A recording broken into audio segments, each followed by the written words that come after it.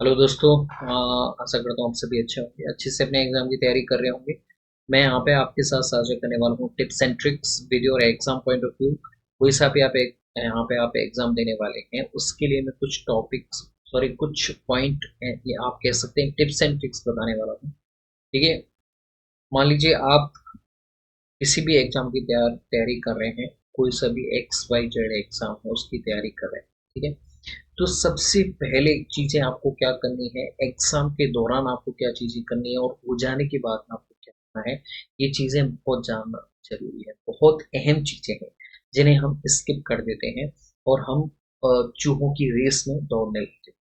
देखिए, किसी भी एग्जाम की तैयारी करने से पहले आपको मोटिव जो है वो बहुत इंपॉर्टेंट रहता है कि really do you वांना do this job और नॉट। सबसे पहले आपकी मोटिव आता है कि आप why do you वांना do this job, आप ये जॉब क्यों करना चाहते हो। ठीक है। किसी भी जॉब को करने के लिए आपको चाहिए पैसा। अगर आपको लॉन्ग टाइम पे उस जॉब में प्रोडक्शन करना है, देना है, आपको आउटपुट आउटपुट देना है वहां पे, तो अगर वो आप पैशन से वो काम कर पाएंगे तभी आप उस चीज में आप टिक पाएंगे। तो इसीलिए आपको मोटिव है वो रियली थ्रूली आपको पता होना चाहिए कि yes, I really want do this. तो सबसे पहले आपको मोटिव क्लियर होना चाहिए। अब जैसे हो सकता है आप सर्वाइवल के लिए कोई जॉब कर लें, लेकिन वहां पे भी आपके माइंड में वही पैशन रहेगा, वही आपकी टारगेट रहेगा, yes I really do want do this job. ठीक है। सबसे पहले तो आपको ये क्लियर होना चाहिए कि आप करना क्या चाहते हो लाइफ में।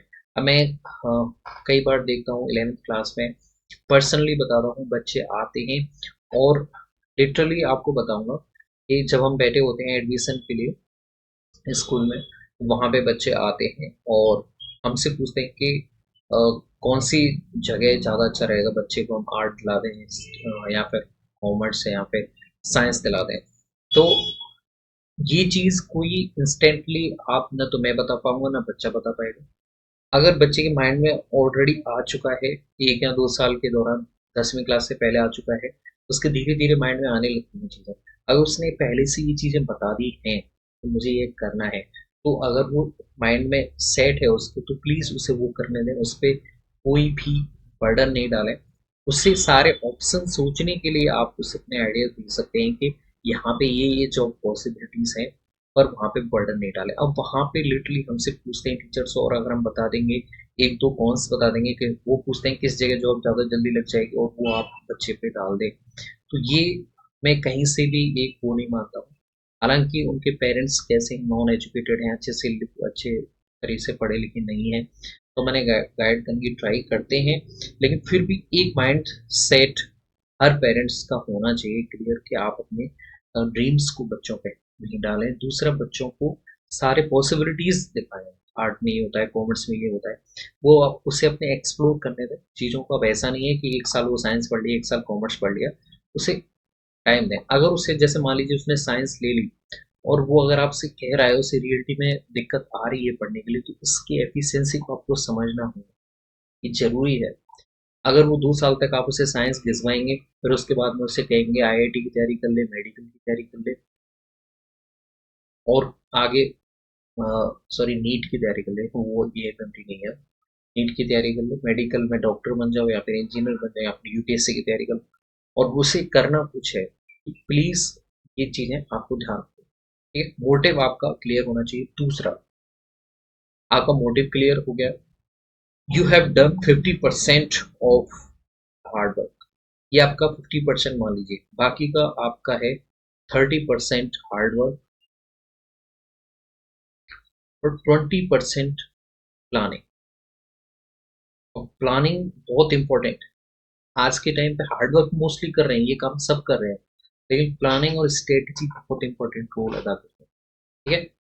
गधे की तरह आपको मजदूरी नहीं करनी है, ये हार्डवर्क के साथ में आपको घोड़ा भी बनना है। 20% प्लानिंग के साथ में आपको घोड़े बनने की भी जरूरत है। अब जैसे मैंने कोई एग्जाम पुट कर लिया कि ये मेरे को करना है, तो आपके पास में भले ही टाइम कम है, कैसे भी है, आप उसके हिसाब से चीज़ों को क्या कर सकते हैं, एक्सक्यूट कर सकते हैं। जैसे मान लीजिए आपका एग्जाम है 1 महीने बाद, तो उसके लिए आप क्या देखेंगे। सबसे पहले जैसे मान लीजिए मेरा कोई एग्जाम है 1 महीने बाद आने वाला है और मैं तैयारी करने वाला हूँ। हालांकि अगर आपने अच्छे से पढ़ाई की होगी ऑलरेडी पहले, तब भी आप इस एग्जाम को कर पाओगे, नहीं तो बहुत रेयर चांस है आप इसे नहीं कर पाए। लेकिन मान लीजिए आपके पास में सफिशिएंट टाइम है, तो आपको सबसे पहले क्या देखनी चाहिए, तो सबसे पहले आपको सिलेबस, सबसे पहले आपको ये देखना है। क्या देखना है? पाठ्यक्रम देखना है कि सिलेबस में है क्या, कौन कौन सी चीजें हैं, कौन कौन सी चीजें मैंने पढ़ी हुई हैं, कौन कौन सी चीजें वहां पे मेरे को मिस की हुई हैं।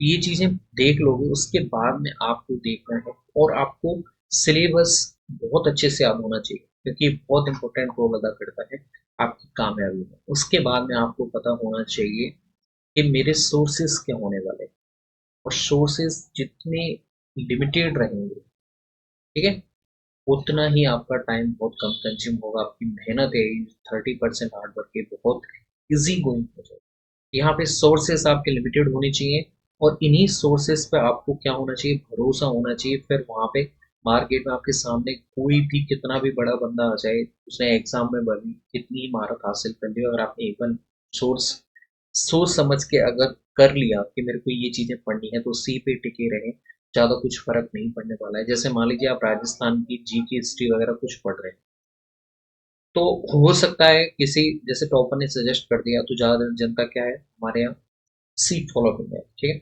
जैसे कहा है किसी टॉपर ने, तो सारे बच्चे ट्राई करेंगे, अच्छा टॉपर ने कहा है तो वो चीजें पढ़ते हैं। तो ऐसा प्लीज करने की ट्राई नहीं करें, आप अपने कंटेंट पे डटे रहें, ये चीजें बहुत इंपॉर्टेंट। उसके बाद में, ठीक है, आपने सोर्सेज देख लिया, आपने पढ़ाई भी कर ली, फिर कुछ बच्चे ऐसे आते हैं फिर भी उनका नहीं हो पाता है, हर एग्जाम में 2% से रह जाएंगे, 3% या फिर 2 नंबर से रह गए। वो सबसे ज्यादा हार्ड ब्रोकन होता है, सबसे ज्यादा दिल तोड़ने वाले होती है। वो चीजें बार बार मेहनत कर रहे हैं, 2-3 बार से, तो 1 नंबर से रह रहे हैं, 2 नंबर से रह रहे हैं। पॉइंटों में रहने का ये जो दुख है, ये पर्सनली मैं जानता हूँ, और हर एक एस्पिरेंट जानता है जो एक गवर्नमेंट जॉब में बैठा है तैयारी करने के बाद, ठीक है। मैं ये नहीं कह रहा हूँ प्राइवेट जॉब में भी एग्जाम होते हैं तो उसे भी स्ट्रगल पता है, लेकिन ये जो एग्जाम का ये जो दौर है वो गवर्नमेंट में ज़्यादा सुनियोजित तरीके से होता है, तो इसलिए मैं कह रहा हूँ पर्सनली मुझे पता है पॉइंट में कोई एग्जाम रह जाए जिसमें आपने मेहनत की तो उसका क्या दर्द होता है। प्लानिंग में आपको क्या रखना है, देखिए ये सारी चीजें हर कोई कर रहा है, आप अलग क्या कर रहे हैं वो चीजें आपको देखिए, ठीक है। तो देखिए, जैसे मान लीजिए आपने सारी चीजें देख ली, उसके बाद में आपको जैसे देखा, सबसे इंपॉर्टेंट टास्क होता है लास्ट ईयर सॉल्व पेपर, ठीक है। अब इसमें सॉल्व पेपर को अंधों की तरह आपको नहीं करना है, ये बहुत इंपॉर्टेंट चीजें हैं। सॉल्व पेपर में आपको देखना है किन किन टॉपिक से क्वेश्चन आते हैं, और पूछने का तरीका क्या होता है, ठीक है। वही चीजें, ऐसा नहीं है एज इट इज आ जाएंगी, लेकिन आपका कॉन्फिडेंस बिल्टअप होगा, आपको एक आइडिया होगा कौन कौन से टॉपिक से क्या स्ट्रेटजीज रहती है, स्ट्रेटजी आपके सामने ओपन होगी। तो ये चीजें करोगे, लास्ट ईयर के सॉल्व पेपर करोगे, तो कंसेप्ट भी आपका अच्छा होता चला जाएगा, कॉन्फिडेंस अच्छा होगा, और आपको कॉन्फिडेंस बिल्टअप होने के साथ में आपका जो एग्जाम हॉल में जो माइंड है वो आपका स्ट्रॉन्ग होगा। देखिए मेन जो टाइम है वो 3 या 3.25 घंटे का, जितना भी आपका टाइम होता है एग्जाम टाइम मेन हॉल में, तो वो वहाँ पे ये 3 घंटे के आपके एग्जाम को लाइफ को डिसाइड करते हैं। तो वहाँ पे आपको ध्यान रखना है, इसी के लिए आपको स्ट्रांग होना, ठीक है। आप कितनी भी मेहनत कर लो, अगर यहाँ पे कुछ करके आगे बेकार, तो कोई मतलब नहीं है। इसीलिए ज़्यादा से ज़्यादा लास्ट ईयर सॉल्व पेपर करने की ट्राई मैं हमेशा करता हूँ बच्चों से। और ये बेसिक चीज़ है, हर किसी को पता है, लेकिन फिर भी नहीं कर पाते, क्योंकि वो बार बार करने में हमको जोर आता है, ठीक है। दूसरा, जितनी भी कई ऐसे जैसे राजस्थान जी के, वो ऐसा नहीं है कि फर्स्ट ग्रेड में ही राजस्थान जी की आ रही है, सेकंड ग्रेड में भी आ रही है। दूसरा कोई एग्जाम है, कोई सा भी एग्जाम हो रहा है, भले वो डॉक्टर का है, टीचर का है, प्रोफेसर का है, सब में जी के आ रही है, तो आप हर कोई क्वेश्चन पेपर उठा के देख सकते हैं, और ये स्ट्रेटेजी आपको डालनी पड़ेगी, ठीक है। दूसरा, जो अहम चीजें हैं, कई बार जो एस्पिरेंट के साथ में होती हैं, जो नए बच्चे होते हैं उनके साथ में होती हैं ज़्यादातर चीज़ें, हम क्या है, हम बहुत ज़्यादा रेलेवेंट हो जाते हैं चीज़ों के लेके, एकदम पागल हो जाते हैं, ऑब्सेस हो जाते हैं कि मैं तो बस एग्जाम के बाद ही ये चीज़ करने वाला हूँ। ठीक है, सारी चीज़ें एक तरफ हैं, लेकिन अगर आपको टाइम मिल रहा है तो लाइफ के पैरेलल में भी जो चीज़ें हैं वो भी करते रहना ज़रूरी है। अब जैसे मान लीजिए आपके पास में 1 मंथ है, अब 1 मंथ 1 महीने में आपको सिलेबस भी बहुत सारा है और करना है, तो अब ऐसे नहीं है कि आप मूवी भी देख लो, उसमें शादी भी अटेंड कर लो, उसी 1 महीने में आपको स्ट्रिक्ट रहना पड़ेगा। लेकिन आपके पास में 4-5 महीने हैं एग्ज़ाम टाइम पे और आप 4-5 महीनों में इतना ऑब्सेस हो रहे हो कि आपके बहुत किसी अच्छे रिलेटिव की शादी है, वहाँ पे 1 दिन में आपके काम हो रहा है। हालाँकि बुरा लगता है कि मेरे को एक दिन खराब हो जाएगा, लेकिन लाइफ की ये पैरेलल चीज़ें आप इन्हें स्किप नहीं कर सकते हैं, तो ये भी चीज़ें आपको करते रहना ज़रूरी है, जिससे आपके क्या होता है माइंड में एक बोर्डम नहीं होती है पढ़ाई को लेकर। आप अगली बार से आएँगे कोई भी अटेंड करके आ रहे हैं, पार्टी अटेंड करके आ रहे हैं, दोस्तों के साथ बैठ रहे हैं, ये सारी चीज़ें लाइफ का हिस्सा है, इन्हें मिस मत कीजिए। अगर आप अच्छे जॉब में जहाँ पे भी जॉब में जा रहे हैं, उस काम को अच्छे से करना चाहते हैं, तो ये चीज़ें भी होना बहुत ज़रूरी है। और I think this will be all, ज्ञान की बात है। थैंक्स। अगले टॉपिक को लेके हम दोबारा डिस्कस करेंगे। ये मैंने सारे एग्जाम एस्पिरेंट को बताने की ट्राई की है कि किस तरह से आप डिप्रेशन में नहीं जाके चीज़ों को हैंडल कर सकते हैं। कोई भी एग्जाम आपके आने वाला है तो ये चीज़ें बिल्कुल ट्राई कीजिएगा। और अपनी सीनियर से जो भी हैं, भले ही वो हारे हुए हैं, ऐसा नहीं है। हमारी सबसे बड़ी गलती क्या है, हम टॉपर्स की सुनते हैं। हमारी सोसाइटी है, we always listens those who have achieve so much.